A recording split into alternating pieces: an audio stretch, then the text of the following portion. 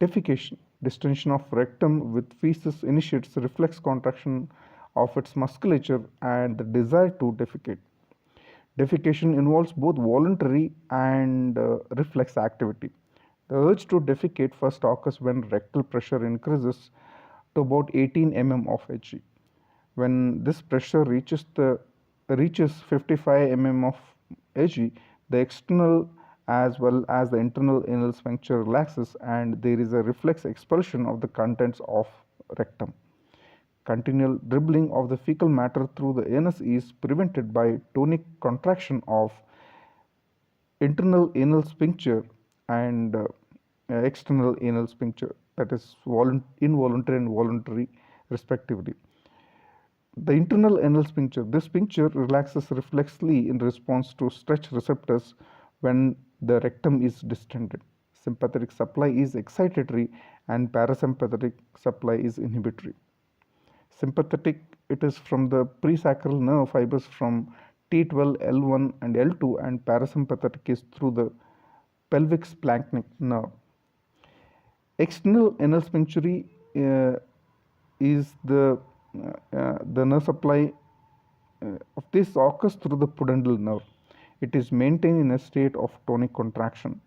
Mild to moderate distension of the rectum increases its force of contraction, whereas moderately severe distension of rectum relaxes it.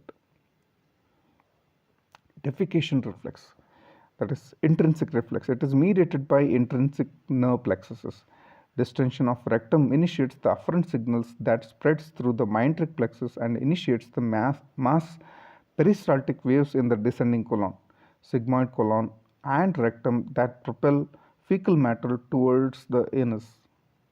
The intrinsic defecation reflex functioning by itself is relatively weak.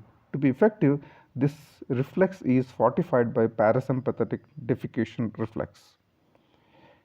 Parasympathetic defecation reflex. Distension of rectum by feces causes transmission of afferent impulses through pelvic nerve to sacral segments of spinal cord. This induces reflex parasympathetic discharge, that is mainly from S2 segment over the pelvic splanchnic nerves to cause inhibition of the internal anal sphincter, and when rectal pressure reaches 55 millimeters of mercury, discharge in the pudendal nerve is inhibited. This relaxes the external anal sphincter and fecal matter is expelled out.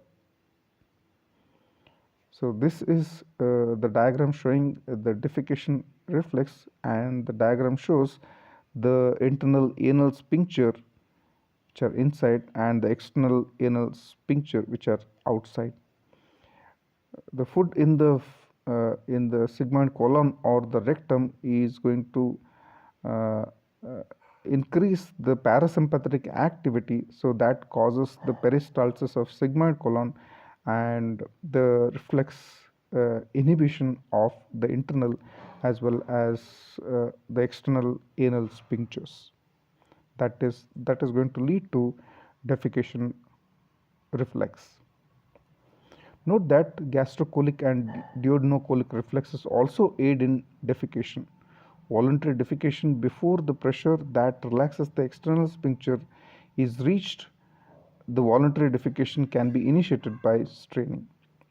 Defecation can be voluntarily facilitated by relaxing the external anal sphincter and contracting the abdominal muscles, or inhibited by keeping the external anal sphincter contracted.